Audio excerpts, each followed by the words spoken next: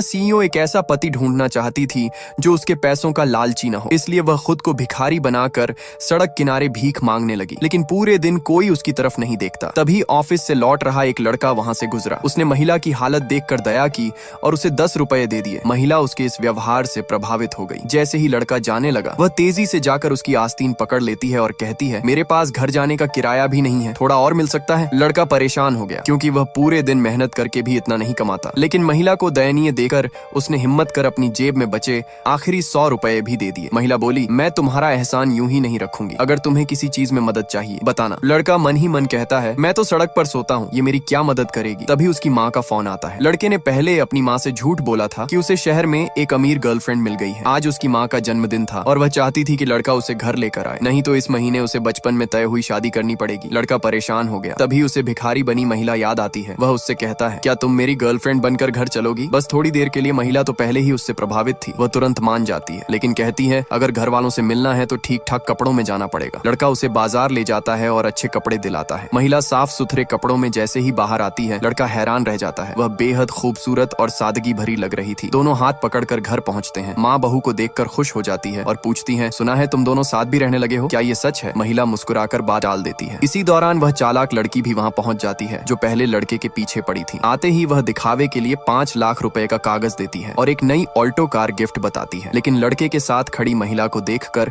उसका मूड बदल जाता है। वह तिरस्कार से पूछती है, ये कौन है? माँ कहती है, ये मेरे बेटे की गर्लफ्रेंड है और शहर की मशहूर बड़ी बिजनेस वुमन भी है। चालाक लड़की हंसकर बोलती है, मैं तो शहर की हर बिजनेस पार्टी में जाती हूँ, इसे कभी नहीं देखा। कहीं तुम्हारी कंपनी बहुत छोटी तो नहीं? महिला शांत रहती है और कहती है, ज्यादातर बिजनेस मीटिंग मैं ही होस्ट करती हूँ, तुम कैसे नहीं देख पाई? चालाक लड़की मानने को तैयार नहीं होती। तभी गुंडों का एक झुंड घर में घुस आता है। वे कहते हैं कि उन्हें इस घर की जमीन चाहिए और वे इसे सुग्रुप नाम की बड़ी कंपनी के साथ मिलकर डेवलप करेंगे, इसलिए घर तुरंत खाली करो। माँ सुग्रुप का नाम सुनकर घबराती है और चालाक लड़की से मदद मांगती है। चालाक लड़की झूठ बोलती है, मैं सुग्रुप की ब्रांच मैनेजर हूँ, मैं बात कर लूंगी। गुंडे हंसते हैं, तुम होती कौन हो? जब गुंडे जबरदस्ती घर तोड़ने ही वाले थे, महिला आगे बढ़ती है और कहती है, मैं सुग्रुप की चेयरमैन हूँ। सब दंग रह जाते हैं। चालाक लड़की फिर ताना मारती है, सुग्रुप की चेयरमैन शहर की सबसे अमीर महिला है, तुम क्या इस गरीब लड़के को पसंद करोगी? लड़का डरता है कि कहीं वे महिला को नुकसान न पहुंचाए और उसे चुप रहने को कहता है, लेकिन महिला उसकी बात अनसुनी करके सीधे फोन उठाती है और गुंडों के बड़े सरदार को कॉल करती है। दुकुआयांग, किसी ने तुम्हें इतनी हिम्मत दी कि मेरी सास का घर तोड़ने चले आए?